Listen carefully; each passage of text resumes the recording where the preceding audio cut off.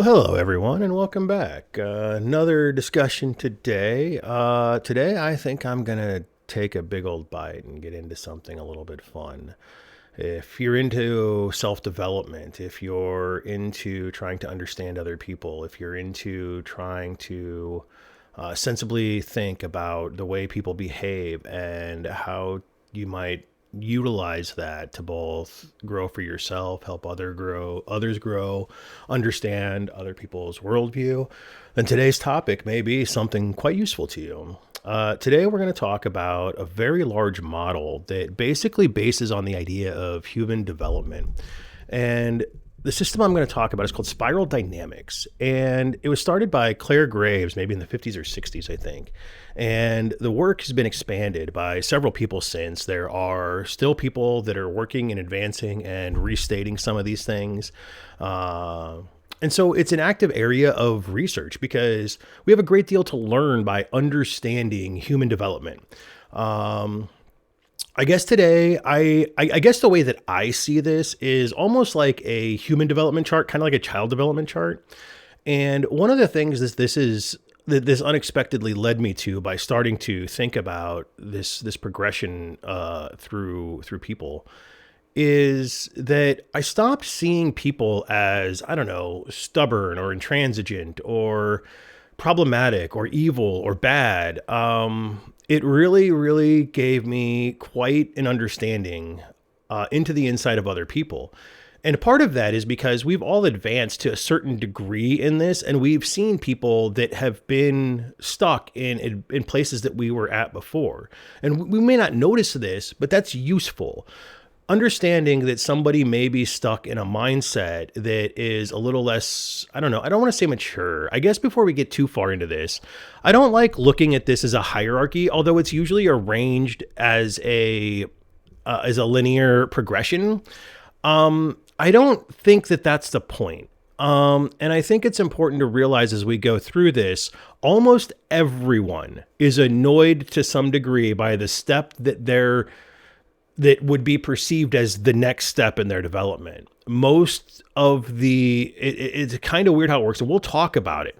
But I guess I say this because when we get to something that we're talking about a group of people or a worldview that like agitates you, or that literally makes you go, I never want to be that, or and that's different and distinct from, I don't like that, I was that at one point and I'm glad I'm past it. That's a distinct difference. And you'll see that the things that are earlier in the chart that you may have worked your way through are also going to see a little bit appalling or a little bit repulsive in some ways. And so I guess I worry a little bit talking about this because I don't want people to take this as I'm not good enough because I'm not at the top of the chart, or I'm not good enough because everybody else seems to be a step above me, or that's not the point. The point is understanding the perspective of others, understanding that worldview exists, and understanding that we may have better success communicating with somebody if we communicate in a way that isn't outright repulsive to their worldview.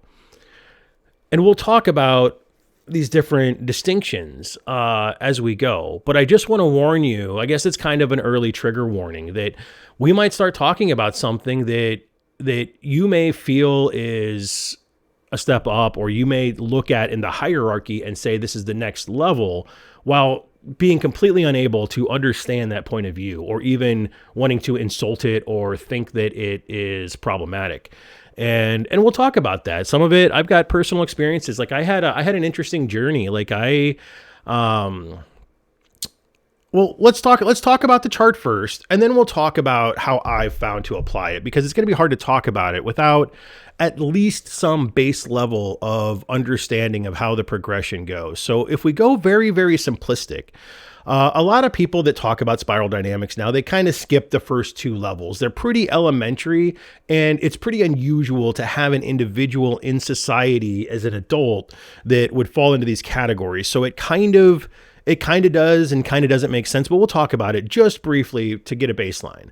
So you've got beige and purple. Beige is literal survival mode. This is, I am out in the forest. I will do whatever it takes to eat. And that's all. I will get my food. I will get my water. I have no concerns of morality, violence, cooperation. I have no ill will or hatred, maybe lots of fear, but that's survival, right?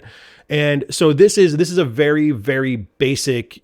There isn't really thought. This may be where animals that have very little to no intellect, living in just pure survival instincts, like even animals below social order. I would be surprised. I would think animals with like social order and social hierarchy in the structure of the way that they interact with each other. I would say that actually brings them out of beige even. So even animals aren't really in beige. This is just just where life starts. The absolute desire for life to succeed, the absolute life, the need to survive, this instinct based mentality. And then above that, we get into tribalism. And this we do see in animals, like where you have different packs of animals and they just are vicious toward anybody that is an outsider or a group that is an outsider, even like species would be out there. We have some of this behavior like societally on occasion, but it's usually remote villages that are I don't know, like disconnected from the world. And even then, that's not really where it goes anymore. Now there are like cannibalistic tribes out there, and they may be in this class of purple because purple's interesting because like tribalism is kind of a fearful state. It's kind of a place where you cling to your group, your tribe, because you need them. And all the world out there is scary. And all your tribe is trying to do is appease whatever it is that'll allow you to survive. So there's a lot of God worship or a lot of tradition in here, a lot of ritual and that kind of thing. And so like we might see this in something like a cannibalistic tribe where they literally, anybody comes along and that's just another food source. Like people aren't special to these kind of individuals. Their tribe is the only thing that is special and is matter, because even other people, I don't know, they like, there's not necessarily a concept of connecting that we're all animals or that we're all people, or like this concept hasn't developed in the purple mind yet. So that's about all we're going to get into in the lower levels. We'll talk a little bit more about the other levels. And remember, as we get into this, if we get to a level that just is absolutely repulsive to you and it isn't one that you've gone through yet, understand that it's not an insult and it's not saying you're bad at development. But we should be aspiring to these higher ideas or these higher goals or these higher points of knowledge, because it expands our mind. It expands our understanding. It expands so much about us. It gives us new tools to solve problems with. It gives us a new way of looking at things that isn't so rigid, and it doesn't leave us stuck and feeling like our options are black and white and things. So there's good reason to grow. And I also mention that because this is interesting for the personal development person, because if you're interested in personal development and you want some way to tangibly measure your growth, if you want to tangibly measure what it is that might be your next level or your, like what a level up is, this kind of gives you some definitions for that. But it also takes a lot of work, because evolving into that thing is evolving into something you probably don't really understand or even dislike. So just keep that in mind. I'm not looking to upset people, but this is the model, and there is a certain amount of validity to it. Like it's been around for 60, 70 more years. So the concept is well studied, and it does seem to have some kind of tracking.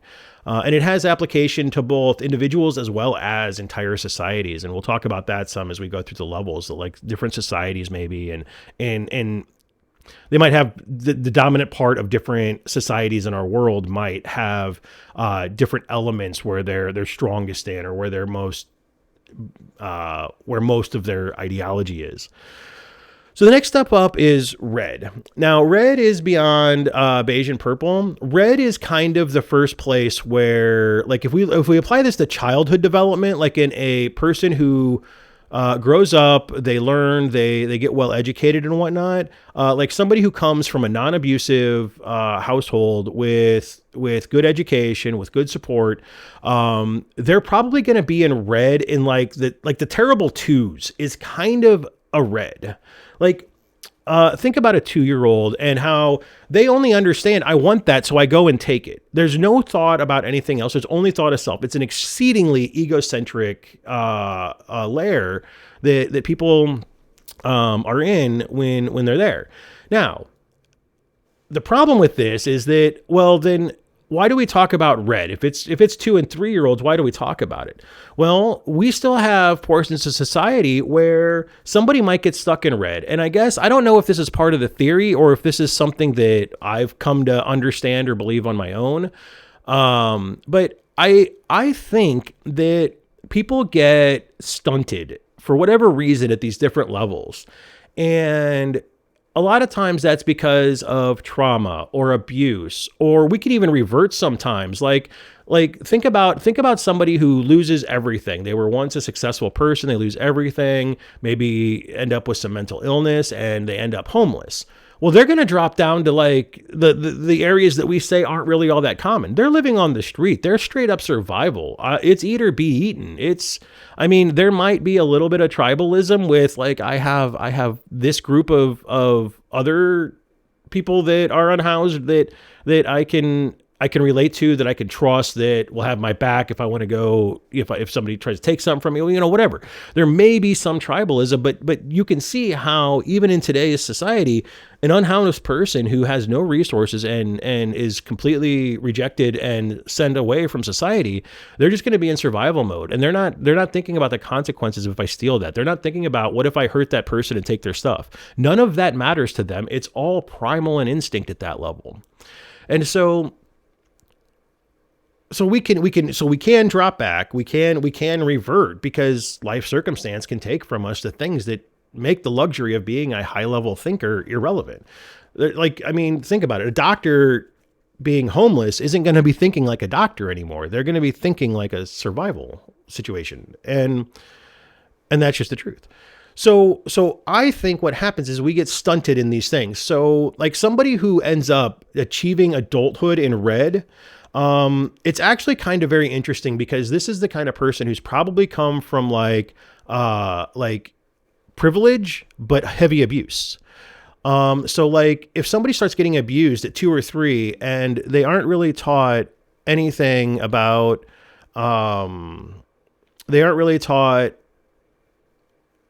how to be better. They aren't taught that things are wrong.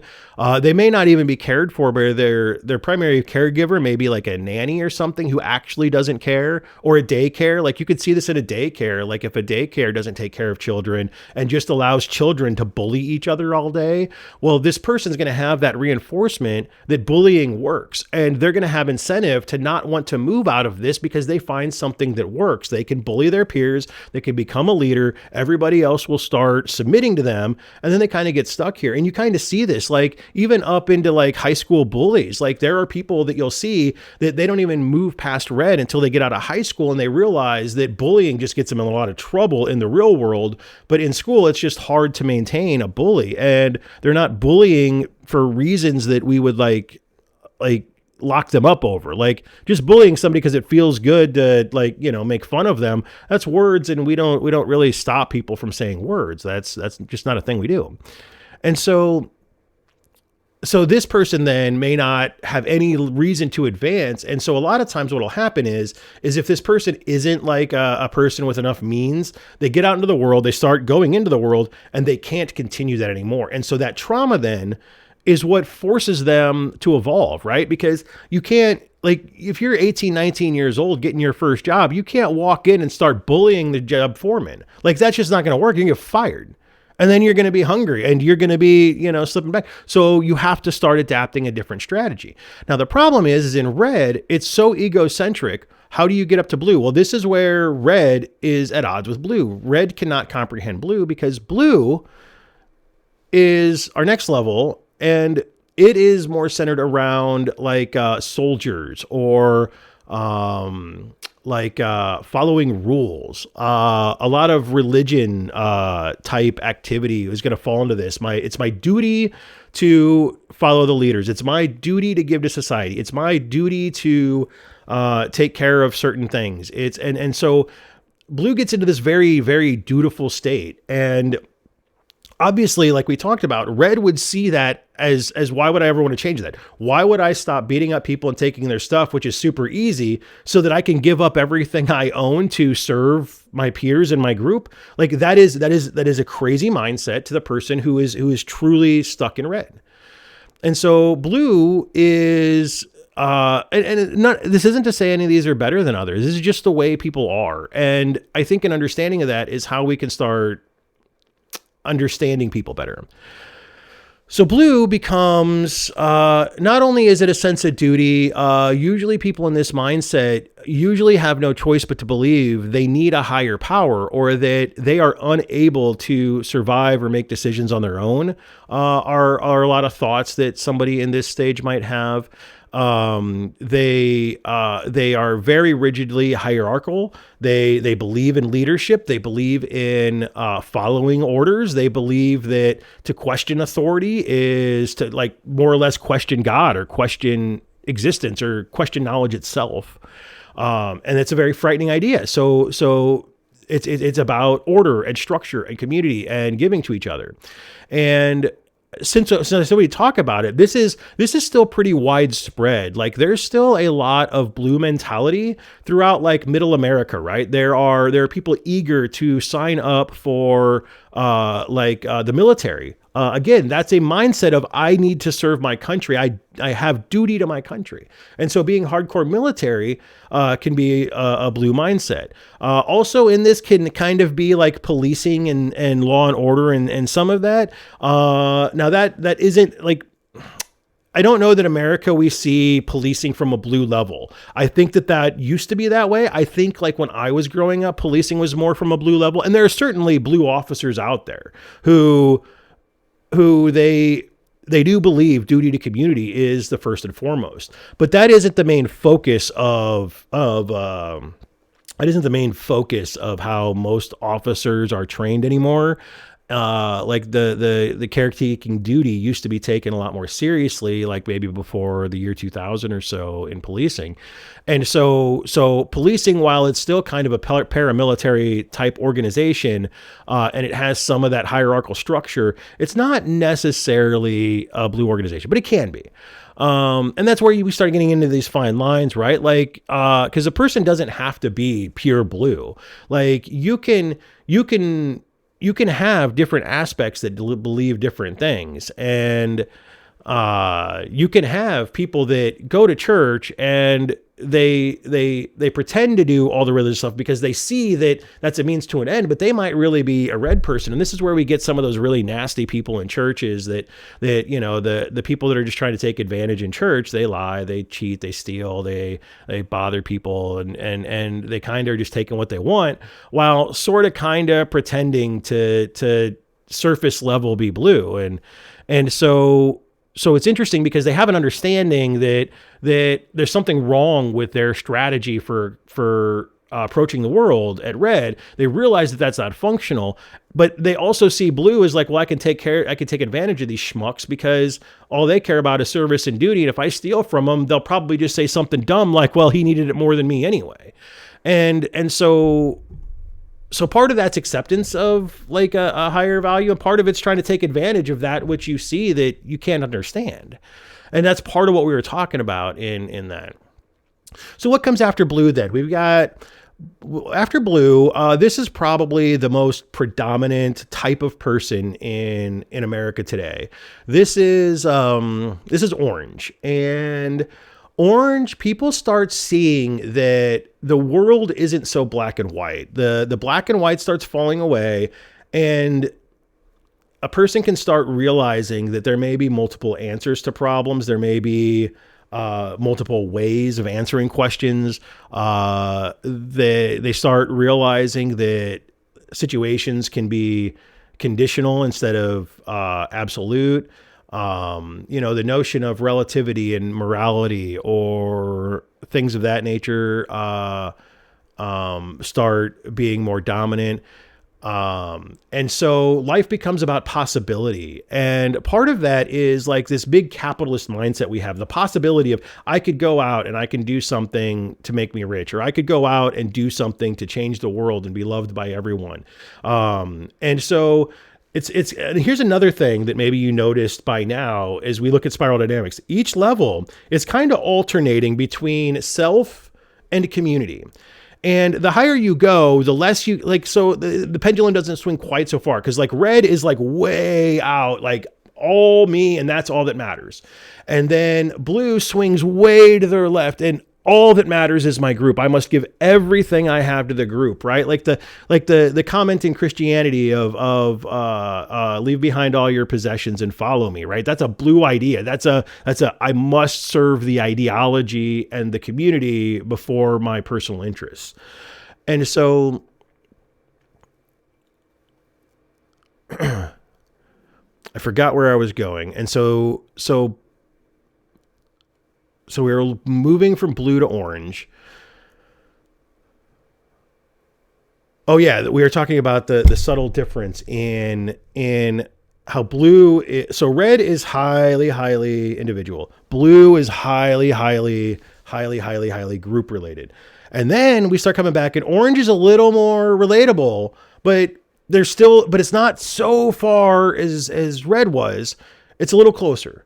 Orange has the understanding that I probably shouldn't hurt people. Hurting is not necessarily helpful to my goals. Cooperation starts becoming more viable as a means of self-interest. So this is where like heavily orange people like win-win deals, for example. Now, don't get me wrong. Orange likes I'm going to win and you think you're winning, or even leveraging somebody would still be an orange idea, right? It's still individualistic. I'm willing to leverage you, but I'm not necessarily willing to extort you, would be a little more in the orange territory.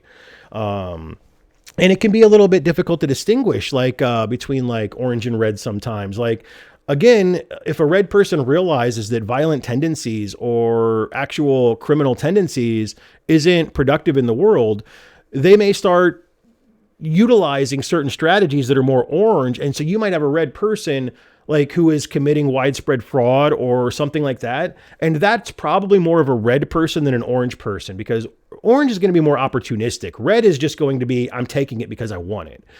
It's subtle, and some of these levels are subtle. So don't categorize yourself just based on some assumptions. This is a really quick overview, and this is a really, really deep subject.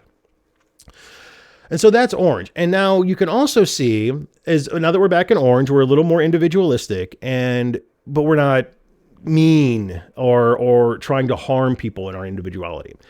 Now, think about how much blue is going to despise that, because I told you I wanted to keep track of this as we go. Blue is going to look at orange and go, wait a minute, my duty is to community. I'm never going to grow by putting down my duty to my community and picking up the opportunities for self and success.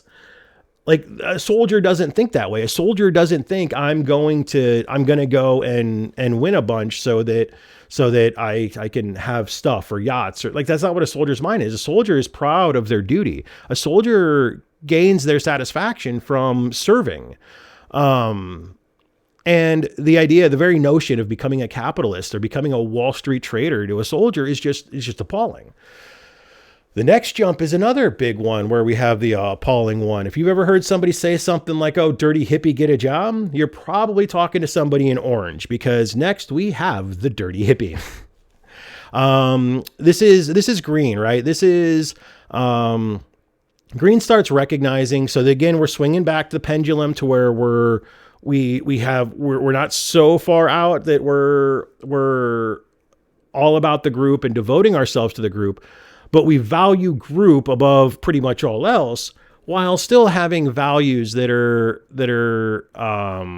that are individualistic. Like, so green is probably going to be best defined as your hippie. Most people in green are going to be concerned about their environment. Like people are going to start like recycling, caring about, their trash and where that's going. They're going to start caring about their impact. This is like people who think about their carbon footprints a lot.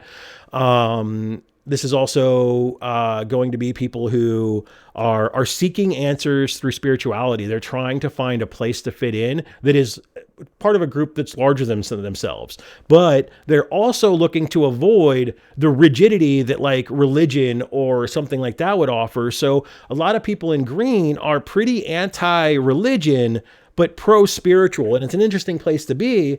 And this is where people, this is a lot of questioning life, questioning why we're here, questioning what's going on, trying to understand. And this is where people start admitting that they don't really have all of the answers. Like, whereas orange was more of a, I see that there are multiple ways of looking at this. Green says, there may not even be real answers, or the answers are relative, or the answers can't be uniformly applied for some reason. Like there's an understanding of limitation that starts happening at green. And that becomes really difficult for people to deal with sometimes, because it's hard to say, I don't know. And green is where you actually start learning enough to where I don't know isn't just a painful, fearful problem within ourselves.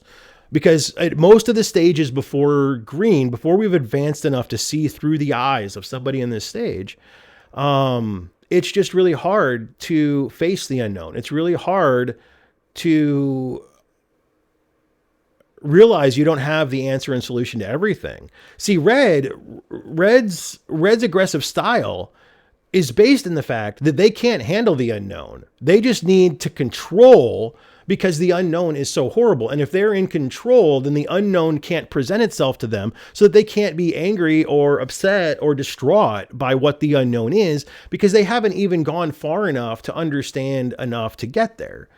It's kind of like you don't know what you don't know. If you don't know enough to ask the next question, and get far enough out to where we get to the questions of, I don't know anymore.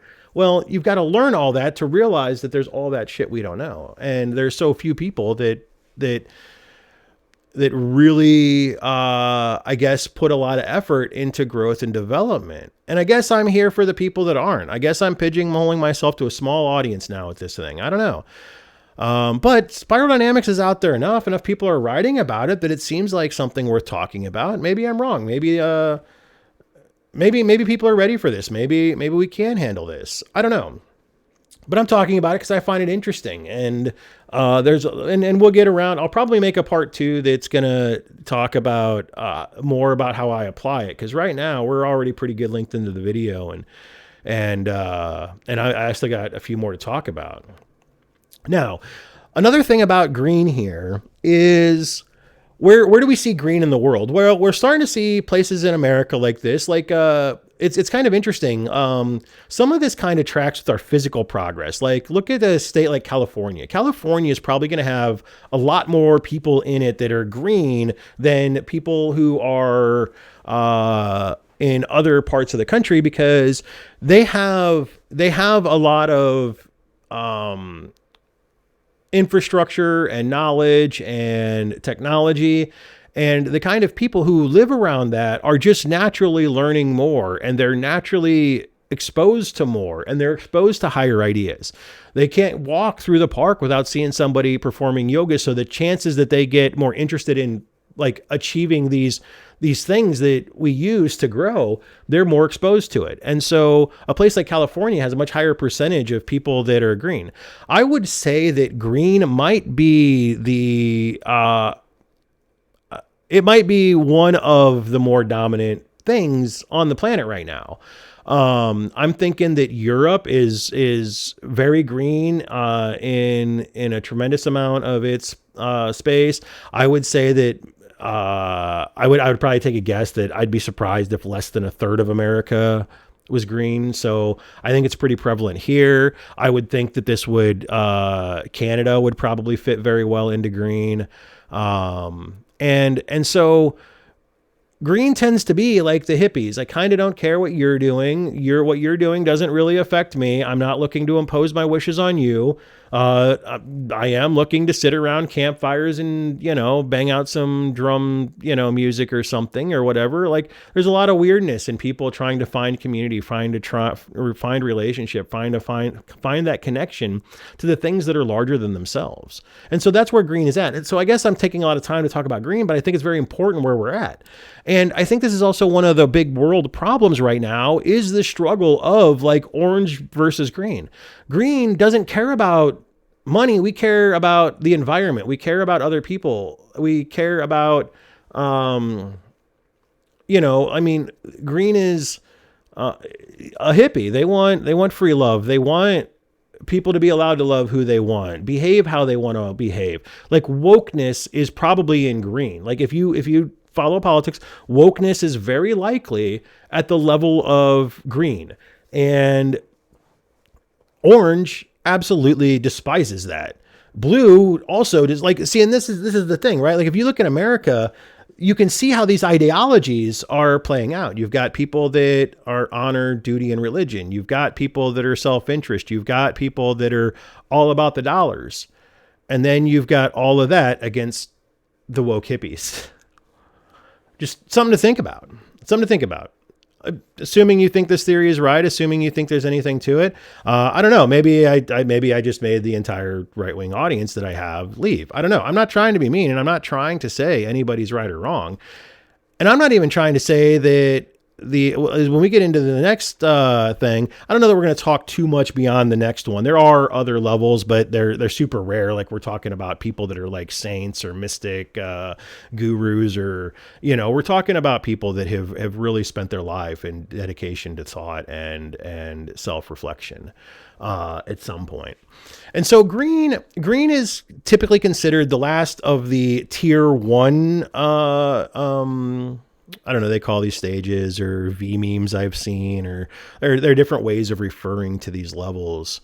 We identify them often by color. But green's kind of the top of the first tier. And then there's a second tier. And the second tier, now in the second tier, we kind of stop getting mad. Once you get to about green, you kind of stop getting, I don't know, angry or upset at what's above you.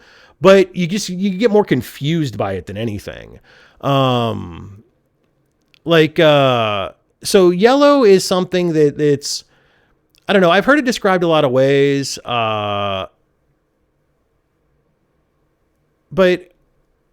mostly when you get to yellow, you start distinguishing freedom from self-gain, and you start distinguishing,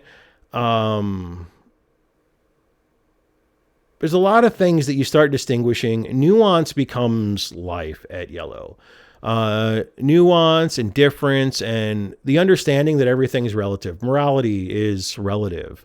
What's right in war isn't what's right in daily life. And yellow just gets to a point to where there's no longer a hard and fast rule for everything. There's no longer a need to assign everything. And yellow does a pretty good job of recognizing all of these other things and their need for them. So yellow is not opposed to taking something when they need to.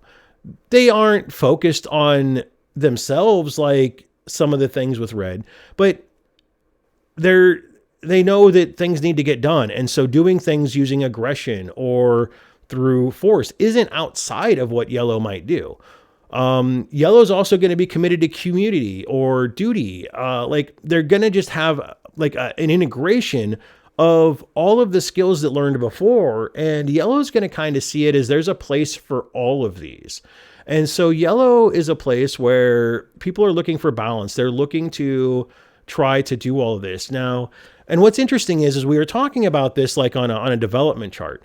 And there are people that get pretty well into most of their psyche being in this yellow territory, maybe in like college or grad school. Like if somebody who's well educated doesn't have, a bunch of things abusing them. They don't get stunted. They have lots of love and support to push them into the newer, harder things that they don't understand or they don't know what to do. They get exposed to new ideas. They get forced to do things. They get forced to read and write books like in college, that like philosophy books that expand your mind to some of this. And some of the things that we hate about the next tier start becoming interesting or fascinating. And that's one of the ways that we grow through education. And I guess that's one of the sad things that really bothers me with the way some people think about education is the value of what it means in development, and the value of what it means in how we treat each other and how we see the world is incredible. And it's also fascinating to me that tiers that don't understand education, like red just doesn't see the value in education at all. Red thinks that education is, for suckers and losers. But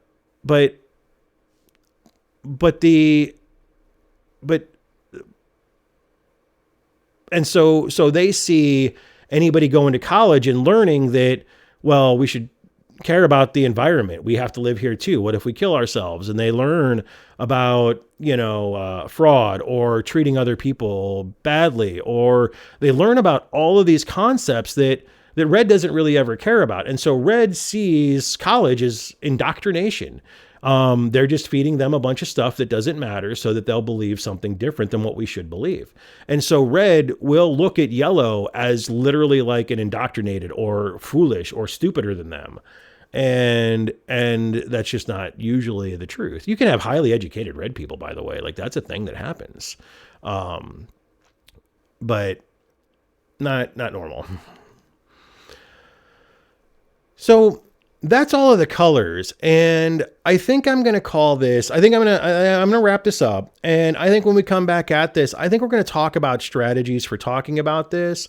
I think we're going to come back with strategies for, looking at this, how we can use this to de-stress, how we can use this to grow. And I think we got a lot more we can talk about there. So until next time then, be well.